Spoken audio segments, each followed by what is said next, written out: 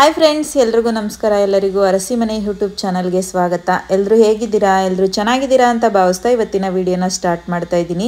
ಯಾರೆಲ್ಲ ವಿಡಿಯೋಸ್ನ ನೋಡ್ತಿದ್ದೀರಾ ಅವರೆಲ್ಲ ಪ್ಲೀಸ್ ಸಬ್ಸ್ಕ್ರೈಬ್ ಮಾಡಿಕೊಂಡು ವಿಡಿಯೋಸ್ನ ನೋಡಿ, ಹಾಗೆ ಬೆಲ್ಲೈಕನ್ನ ಕ್ಲಿಕ್ ಮಾಡಿ. ನಾನು ಯಾವುದೇ ವಿಡಿಯೋನ ಹಾಕಿದ್ರೆ ಫಸ್ಟು ನಿಮಗೆ ನೋಟಿಫಿಕೇಶನ್ ಬರುತ್ತೆ. ಹಾಗೆ ಸಪೋರ್ಟ್ ಮಾಡಿ ಅಂತ ಕೇಳ್ತಾ ಇವತ್ತಿನ ವಿಡಿಯೋನ ಸ್ಟಾರ್ಟ್ ಮಾಡ್ತಾ ಇದ್ದೀನಿ. ನಾಳೆ ಯುಗಾದಿ ಹಬ್ಬ ಇರೋದ್ರಿಂದ ಸ್ವಲ್ಪ ಶಾಪಿಂಗ್ ಮಾಡೋಣ ಅಂತೇಳಿ ನಾನು ಮತ್ತು ನಂದಿನಿ ಇಬ್ಬರು ಕೂಡ ಹೊರಟಿದ್ದೀವಿ. ನಂದಿನಿ ಅಂದರೆ ನನ್ನ ಮೈದನ ಹೆಂಡತಿ. ಹಾಗೆ JP ನಗರದಲ್ಲಿ ಆಲೆ ಮಾವಿನ ತೋರಣ ಆಗಿರ್ಬೋದು, ಹೂವು ಎಲ್ಲ ಭರ್ಜರಿ ಶಾಪಿಂಗ್ ನಡೀತಾ ಇತ್ತು.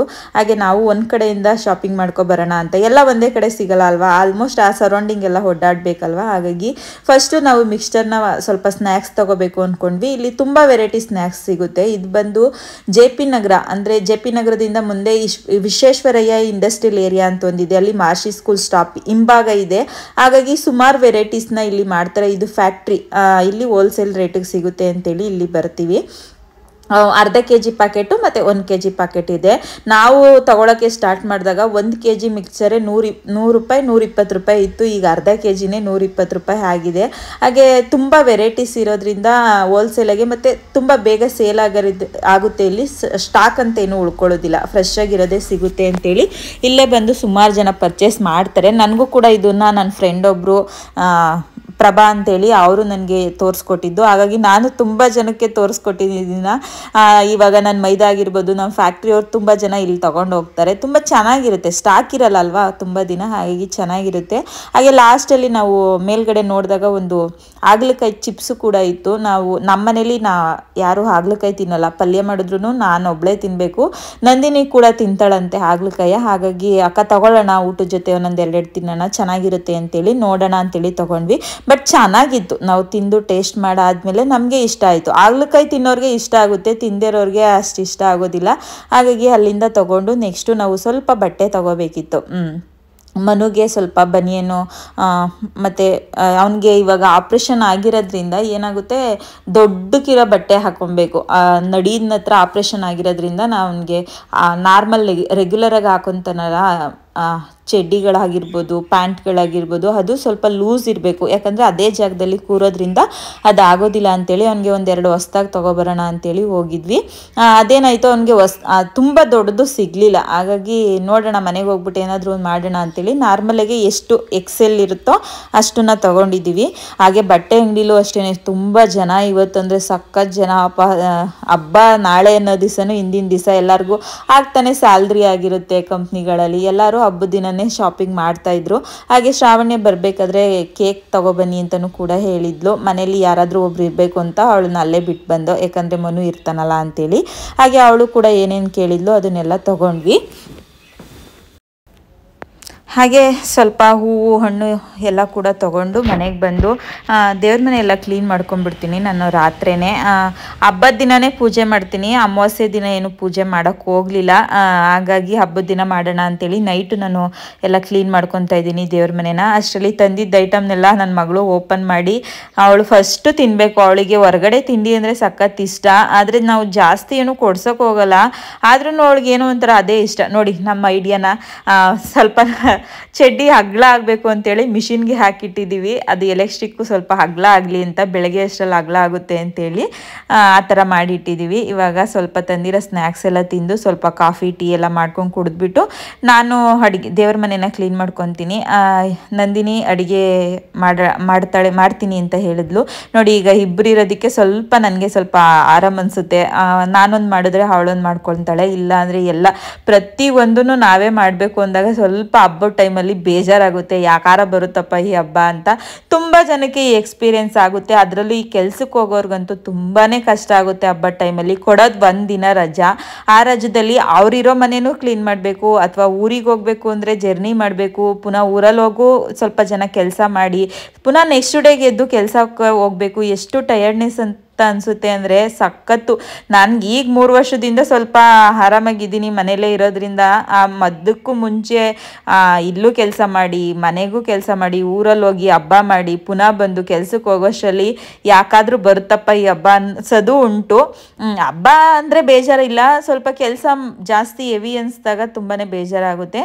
ಈಗ ನೆಕ್ಸ್ಟ್ ಡೇ ಎದ್ದು ಸ್ವಲ್ಪ ಕೆಲಸ ಎಲ್ಲ ನಡೀತೈತೆ. ಇವಾಗ ಒಂದು ಚಿಕ್ಕದಾಗಿ ರಂಗೋಲಿ ಹಾಕ್ತಾಯಿದ್ದೀನಿ. ನಾನು ನಾರ್ಮಲಾಗೆ ಮೇಲ್ಗಡೆ ಮನೇಲಿರೋದ್ರಿಂದ ದೊಡ್ಡ ರಂಗೋಲಿ ಹಾಕೋಕ್ಕಾಗೋದಿಲ್ಲ. ಹಾಗಾಗಿ ಬಾಗಿಲಲ್ಲಿ 2 ಪುಟ್ಟದ್ದು ಹಾಕ್ತೀನಿ ಅಷ್ಟೇ.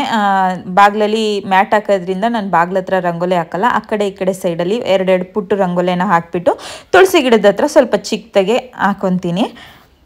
ಇವಾಗಂತೂ ಮರ್ತೇ ಹೋಗ್ಬಿಟ್ಟಿದೆ ದೊಡ್ಡ ರಂಗೋಲಿ. ನಾನು ಫಸ್ಟ್ ಎಲ್ಲ ಹಾಕ್ತಾ ಇದ್ದೆ ದೊಡ್ಡ ರಂಗೋಲಿನ. ಇವಾಗ ಮೇಲ್ಗಡೆ ಬಂದು 3 ವರ್ಷ ಆಗಿದ್ದರಿಂದ ಅಷ್ಟೊಂದು ಮರ್ತ್ಕೊಂಡೇ ಬಿಟ್ಟಿದ್ದೀನಿ. ಇವಾಗ ಸ್ವಲ್ಪ ರಾತ್ರಿ ಏನಿತ್ತು ಪಾತ್ರೆ ಅದನ್ನೆಲ್ಲ ತೊಳ್ಕೊಂಡು ಮನೆಯೆಲ್ಲ ಕ್ಲೀನ್ ಮಾಡಿ ಅಡುಗೆ ಮನೆಯೆಲ್ಲ ಕ್ಲೀನ್ ಮಾಡಾಯಿತು. ಹಾಗೆಯೇ ಇವತ್ತು ಹಬ್ಬ ಆಗಿರೋದ್ರಿಂದ ಒಲೆನೂ ಕೂಡ ಪೂಜೆ ಮಾಡ್ಕೊತೀವಿ. ಹಾಗಾಗಿ ಅರಿಶಿನ ಕುಂಕುಮ ಇಟ್ಬಿಟ್ಟು ಫಸ್ಟು ಹರಳೆಣ್ಣೆ, ಕೈ ಎಣ್ಣೆ ಅಂತೀವಿ ನಾವು, ಕೈ ಎಣ್ಣೆನ ನಾನು ಬಿಸಿ ಮಾಡ್ಕೊತಾ ಇದ್ದೀನಿ. ಕೈ ಎಣ್ಣೆ ಕೂಡ ನಮ್ಮ ಅಕ್ಕ ನನಗೆ ಬೇಯಿಸ್ಕೊಟ್ಟಿದ್ದು ಊರಲ್ಲಿ. ನೀನು ಸ್ವಲ್ಪ ಇದೆ, ನೀನು ಯಾವಾಗಾದರೂ ಸ್ವಲ್ಪ ದಿನದಲ್ಲಿ ಬೇಯಿಸ್ಕೊಬೇಕು. ಇವಾಗ ಅದನ್ನ ಎಣ್ಣೆನ ಬೇಯಿಸೋಕ್ಕೆ ಅಂದರೆ ಬಿಸಿ ಮಾಡೋಕ್ಕೆ ಇಟ್ಬಿಟ್ಟು ಹಾಲನ್ನು ಕೂಡ ಇಲ್ಲಿ ಬಿಸಿ ಮಾಡ್ಕೊತಾ ಇದ್ದೀವಿ. ನಾವು ಹಾಲು ಪಾತ್ರೆಗೆ ಫಸ್ಟು ಡೈರೆಕ್ಟಾಗಿ ಹಾಲು ಹಾಕೋದ್ರಿಂದ ತಳ ಜಾಸ್ತಿ ಹಿಡಿಯುತ್ತೆ. ಫಸ್ಟು ಸ್ವಲ್ಪ ನೀರು ಹಾಕಿ ಆಮೇಲೆ ಹಾಲು ಹಾಕಿದ್ರೆ ಹಾಲು ಅಷ್ಟು ತಳ ಹಿಡಿಯೋದಿಲ್ಲ. ಮತ್ತು ಹಾಲಲ್ಲಿ ಜಾಸ್ತಿ ಹಾಲಿನ ಪಾತ್ರೆಯಲ್ಲಿ ಜಾಸ್ತಿ ಗಟ್ಟಿಯಾಗಿ ಹಾಲಿಗೆ ಪಾತ್ರೆಗೆ ಅಂಟ್ಕೊಳ್ಳೋದಿಲ್ಲ ಹಾಲು. ಈ ಥರ ಬಿಸಿ ಮಾಡೋದ್ರಿಂದ ಕೆನೆನೂ ಕೂಡ ತುಂಬ ಚೆನ್ನಾಗಿ ಬರುತ್ತೆ ಅಂತೇಳಿ ಈಗ ಎಲ್ಲ ರಾತ್ರಿನೇ ನಾವು ತರಕಾರಿ ಎಲ್ಲ ಹಚ್ಚಿ ಇಟ್ಕೊಂಡಿದ್ವಿ ಪಲಾವ್ ಮಾಡೋಣ ಅಂತೇಳಿ.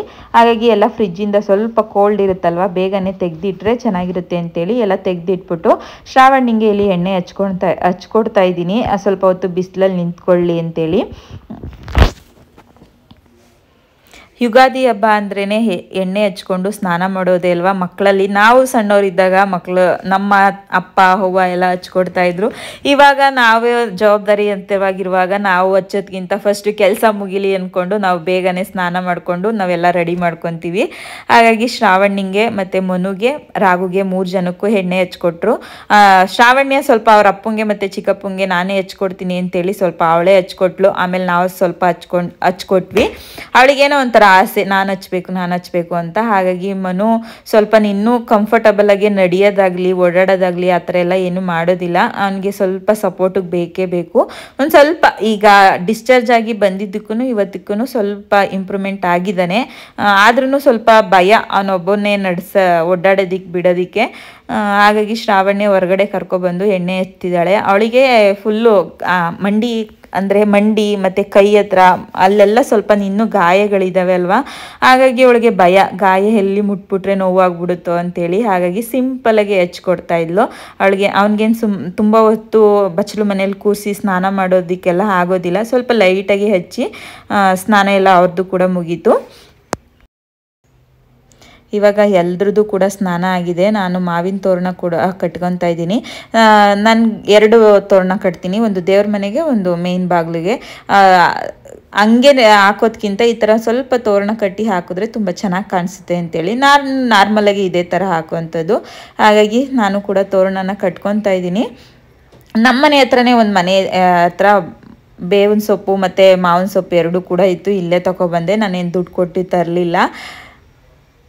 ತೋರಣ ಕೂಡ ರೆಡಿ ಆಯಿತು. ಇವಾಗ ಅಷ್ಟರಲ್ಲಿ ಶ್ರಾವಣ್ಯ ಕೂಡ ಸ್ವಲ್ಪ ದೇವ್ರ ಮನೆಗೆ ಹೂವೆಲ್ಲ ಇಟ್ಟು ರೆಡಿ ಮಾಡ್ತಾ ಇದ್ಲು.